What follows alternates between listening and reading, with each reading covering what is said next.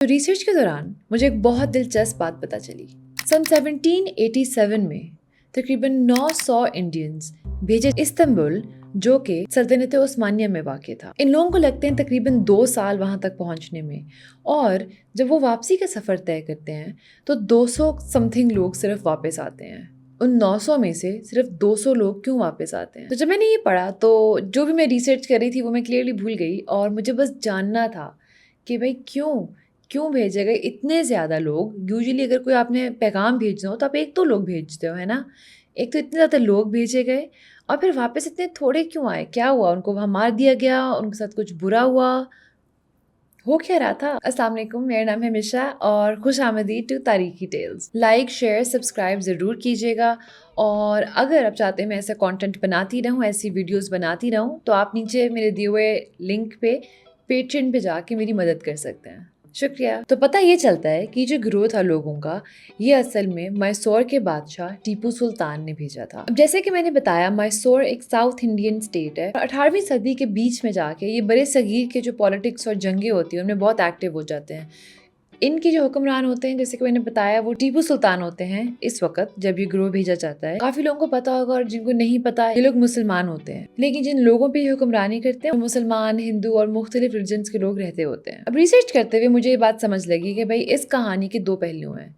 एक, कि ये डेलीगेशन क्यों भेजी गई, वजह क्या थी, कोई तो मकसद होगा इनका, है ना?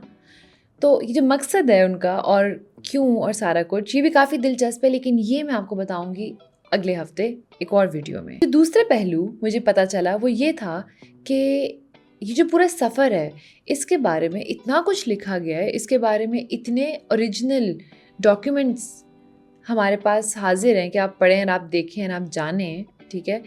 काफ़ी ज़्यादा उनमें से मुख्तलिफ म्यूज़ियम्स में पढ़े हुए हैं, तो ऐसे नहीं कि फिज़िकली खुद पढ़ सकते हैं, लेकिन जिन हिस्टोरियंस ने उनको पढ़ा हुआ है, तो काफ़ी ज़्यादा लोगों ने इस पर रिसर्च किया, हम उसकी रिसर्च इस्तेमाल कर सकते हैं। इसके अंदर आपको मिलते हैं कागज़ात जो कि मैसूर में ख़ुद लिखे गए हैं, टीपू सुल्तान के खतूत की एक पूरी लिस्ट मैं आपको दिखाती हूँ, मुख्तलिफ़ किस्म के कागज़ात की जो कि हमें मिले उस दौर से, और साथ ही साथ आपको सल्तनत उस्मानिया की तरफ से भी इससे मालूमात मिलती है, ख़त मिलते हैं और ऑफिशियल डॉक्यूमेंट्स मिलते हैं। और एक बहुत ज़रूरी चीज़ जो कि होती है, एक उन्हीं 900 लोगों में से एक आदमी एक कोई डायरी टाइप लिखता है अपने पूरे सफ़र की। तो इस वजह से इस वीडियो में हम बात करेंगे उनके सफ़र के बारे में, और कि उन पे क्या बीती और ऐसा क्या हुआ जो इतने ज़्यादा लोगों में से इतने थोड़े बच गए। हमारी कहानी स्टार्ट होती है इससे भी कुछ साल पहले, 1785 में, जब उस्मान नामी एक शख्स और साथ में एक और शख्स जिसका नाम हमें नहीं पता भेजे जाते हैं टीपू सुल्तान के हाथों इस्तांबुल, और ये जा रहे होते हैं एक पैगाम लेके।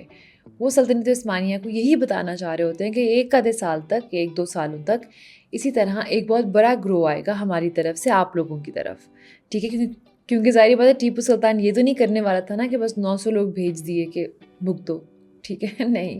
तो जब ये बंदा उस्मान सल्तनत उस्मानिया पहुंचता है उस खित्ते में जिसको आजकल हम जानते हैं इराक के नाम से, और वहाँ का जो गवर्नर होता है सुलेमान पाशा, वो इनको बहुत इज़्ज़त और एहतराम से मिलता है, बल्कि वो उस्मान उस दूसरे इंडियन के साथ पूरा सफ़र तय करता है इस्तांबुल तक, ताकि जहाँ जाके उनकी मुलाकात होनी थी उनके वज़ीर से और शायद बादशाह से। कहते हैं कि जब उस्मान इस्तांबुल पहुँचता है, वहाँ पहुँचते ही उसको सल्तनत उस्मानिया और पैसे भी देती है, रहने की जगह भी देती है, और वो ये भी अपनी खतूत में लिखते हैं कहीं कि इन पैसों में से कुछ हिस्सा इसके नहाने धोने के लिए वक्फ़ है, जो कि टर्किश बाथ हाउसेस मशहूर हैं, हमाम, उनके लिए वक्फ़ है।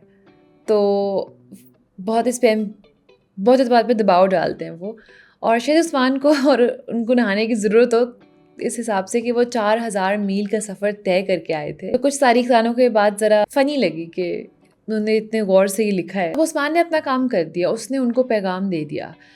फिर इसके तकरीबन साल बाद 1786 में जिस गिरोह की मैं बात कर रही हूँ, ये 900 लोग, इनको इकट्ठा किया जाता है और इनको मलबार कोस्ट पे तदरी नाम के पोर्ट से रवाना कर दिया जाता है, और ये जा पहुँचते हैं बसरा सबसे पहले, और ये मार्च के रवाना हुए बसरा पहुँचते हैं अगस्त में जाके, तो काफ़ी लंबा टाइम लगता है। اب کیونکہ انہوں نے آگاہ کر دیا تھا سلطنت عثمانیہ کو کہ اس طرح ہمارے لوگ آئیں گے، تو جب یہ لوگ وہاں جا پہنچتے ہیں تو پھر سے سلیمان پاشا جو کہ وہاں کے گورنر ہوتے ہیں وہ ان کو بہت اچھے طریقے سے ملتے ہیں، اور اس دفعہ بلکہ ہمیں ان کے بادشاہ کے خطوط بھی ملتے ہیں جو کہ اس گورنر کو بتا رہے ہیں کہ تم نے عزت اور احترام کے ساتھ ان کو ملنا ہے، اس طرح جس طرح ہماری سلطنت کو زیب دیتی ہے۔ ساتھ ہی ساتھ ٹیپو سلطان کی بھی جو لوگ ہوتے ہیں، ٹیپو سلطان نے بھی انہیں بتایا ہوتا ہے کہ تم لوگوں نے بھی انتہائی ادب اور احترام سے ملنا ہے، اگر وہ کوئی چیز دیتے ہیں آپ کو تحفتاً تو آپ نے بدتمیزی نہیں کرنی، انکار نہیں کرنا، آپ نے بھی اپنی تہذیب اور اپنا سلیقہ دکھانا ہے۔ اور کہا جاتا ہے کہ جو 900 لوگ تھے یہ ایکچولی بہت اچھے آرگنائز کیے ہوئے تھے ٹیپو سلطان نے۔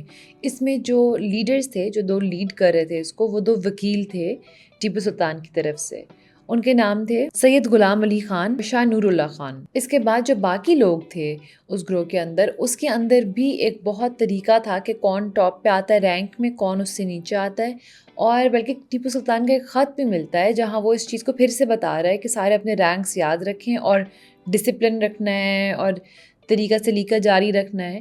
اور اس چیز کے لیے ایکچولی ٹیپو سلطان کافی مشہور تھا کہ اس نے میسور کی آرمی یورپین سٹائل میں ڈرلز اور ان چیزوں کے ساتھ تیار کی ہوئی تھی۔ یہ تو کچھ آٹومن خطوط بھی ملتے ہیں جہاں پہ جو اگلا بادشاہ ہوتا ہے سلیم، وہ کافی متاثر ہوتا ہے اس چیز سے۔ جو باقی لوگ ہوتے ہیں اس گروہ کے اندر، اس میں ہر قسم کے لوگ ہوتے ہیں، اس کے اندر آرمی آفیشلز ہوتے ہیں، اس کے اندر جھاڑو مارنے والے ہوتے ہیں، گولہ انداز ہوتے ہیں، منشی ہوتے ہیں، مشلچی ہوتے ہیں، اور ساتھ ہی ساتھ اس کے اندر وہ جن کو ٹیپو سلطان لکھتے ہیں 2 باشی، وہ ٹرانسلیٹرز ہوتے ہیں۔ اب یہ سارے لوگ عراق میں تقریباً 1 سال کے لیے رہتے ہیں۔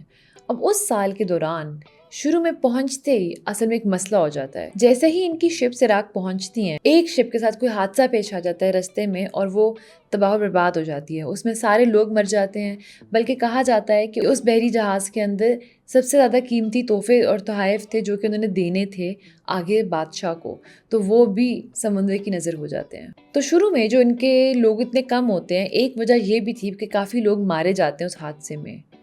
پھر اس کے بعد عراق کے اندر ہی ایسے ہونا شروع ہو جاتا ہے کہ کافی لوگ ایک گروہ چھوڑ کے جانا شروع ہو جاتے ہیں یہاں وہاں، وہ سلطنت عثمانیہ میں کہیں گم ہو کے رہنا چاہتے ہیں۔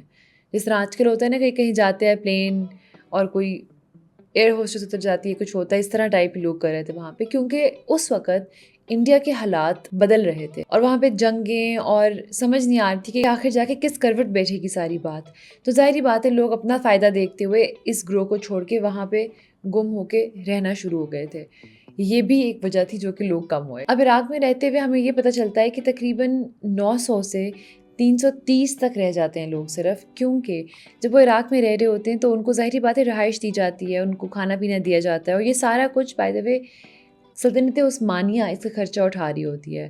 اور بہت سارے خطوط ہیں جہاں پہ وہ لوگ اس طرح کے لفظ استعمال کر رہے ہوتے ہیں، جیسے کہ ان کے مطلب تھوڑے تھوڑے تو ہمیں ایسے بھی سمجھ آ رہے ہوں گے: مہمان نوازی، مہمان درلک، مہمانداری، یعنی کہ وہ چاہتے تھے کہ بہت طریقے سلیقے سے ان کے مہمانوں کو رکھا جائے۔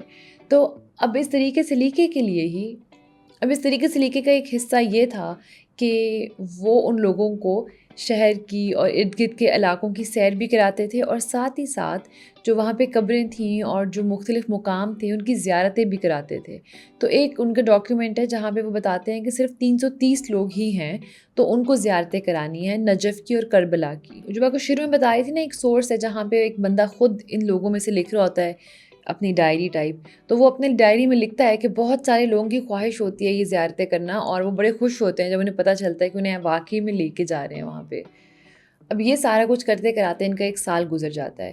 تاریخ دان کہتے ہیں کہ شاید ان کو 1 سال یہاں اس لیے رہنا پڑا کیونکہ ان کی انتظامات کے لیے اور استنبول سے اور بصرہ سے جو پیغام آ جا رہے تھے ان میں اتنا وقت لگ رہا تھا کہ 1 سال گزر گیا اسی طرح۔ تو اب یہاں سے چلتے ہیں 330 لوگ استنبول کی طرف، اور استنبول جاتے جاتے رستے میں یہ ان سب شہروں میں رکتے جاتے ہیں۔ کافی بڑی رقم دی جاتی ہے بادشاہ کی طرف سے اپنے خرچے کے لیے، اور ان کو گھر الگ دیا جاتا ہے اور کھانے پینے کا سامان اور سب کچھ۔ لیکن وہاں پہنچتے ایک مسئلہ پڑ جاتا ہے۔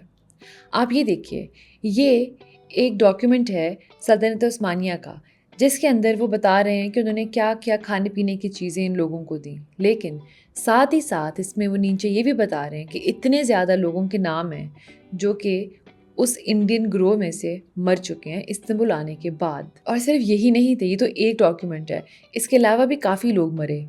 اور تاریخ دان کہتے ہیں کہ اس کی ایک وجہ یہ تھی کہ استنبول میں اس ٹائم پہ ایک وبا پھیل گئی اور کافی زیادہ یہ انڈینز اس وبا کی نظر ہو کے اپنی جان کھو بیٹھے۔ ایک اور وجہ جو کہ اس وقت کے لوگ بھی مان رہے تھے کہ شاید یہ ایک وجہ جس کی وجہ سے یہ لوگ اتنا بیمار ہو رہے ہیں، وہ تھی وہاں کا موسم۔ اور وہ خود کہتے ہیں اپنے ایک آدھے خط میں، انڈیا فالز امنگ دا ٹراپیکل کنٹریز بلاد ہردان while the lands of Room belong to the temperate climes۔ لیکن وہ لوگ پوری کوشش کر رہے تھے کہ ان لوگوں کو یہ لوگ آرام دے سکیں، وہ بلکہ ان کے کھانے پینے کے چیزوں کے ساتھ جو عام مرہ کی چیزیں تھیں سلطنت عثمانیہ میں وہ تو دے رہے تھے، لیکن ان کو اس بات کا اندازہ تھا کہ انڈینز فرق کھانا کھاتے ہیں، تو ان کے لیے وہ بلکہ اس زمانے میں جو چیزیں کافی مہنگی ملتی تھیں جیسے کہ ادرک، الائچی، زعفران، لونگ، اس طرح کی چیزوں کا بھی انتخاب کرتے تھے اور ان کو الگ سے دیتے تھے تاکہ وہ اپنے گھر کو اتنا مس نہ کریں اور اپنے پسند کا کھانا پینا کھا سکیں۔ ساتھ ہی ساتھ کچھ ایسے کاغذات ملتے ہیں جہاں وہ لوگ یہ سوچ رہے ہوتے ہیں کہ ان لوگوں کو نا ہم اب جب بہار آنی ہے تو ان کو ہم سمندر کے کنارے ایک گھر میں موو کر دیتے ہیں، شاید وہاں کی تازی ہوا ان کی صحت کے لیے بہتر ہو۔ وہاں موو کرتے ہیں کہ نہیں ہمیں پتہ نہیں، اتنا ہمیں پتہ ہے کہ اگلے سال 1788 میں جب بہار آتی ہے تو ایک بہت بڑی دعوت کرتے ہیں ان سب لوگوں کے لیے۔ اس دعوت کے اندر یہ ان کی آرمی اپنی فائٹنگ، اپنی شوٹنگ، اپنی اپنی شوٹنگ، ان ساری چیزوں کی بھی تقریبیں دکھاتی ہے۔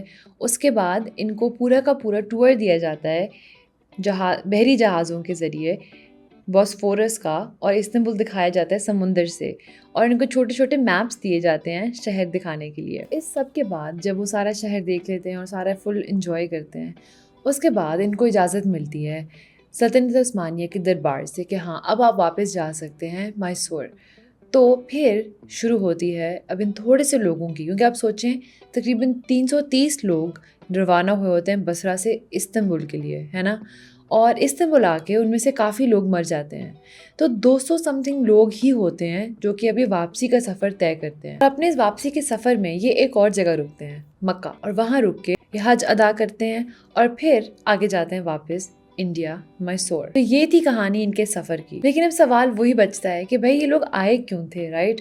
کیا اتنی آگ لگی ہوئی تھی کہ 900 لوگ بھیج دی ٹیپو سلطان نے؟ ٹھیک ہے، اور میں آپ کو بتانا چاہتی ہوں کہ بہت کچھ ہو رہا تھا اس وقت انڈیا میں اور پولیٹیکلی، جس کی وجہ سے سب کچھ ہوا، اور اس کے بارے میں آپ کو بتاؤں گی اگلے ہفتے۔ اور اگر آپ میری مدد کر سکتے ہیں تو آپ پیٹرین پہ جا کے ڈسکرپشن باکس میں دیے گئے لنک پہ جا کے میری مدد کر سکتے ہیں۔ شکریہ۔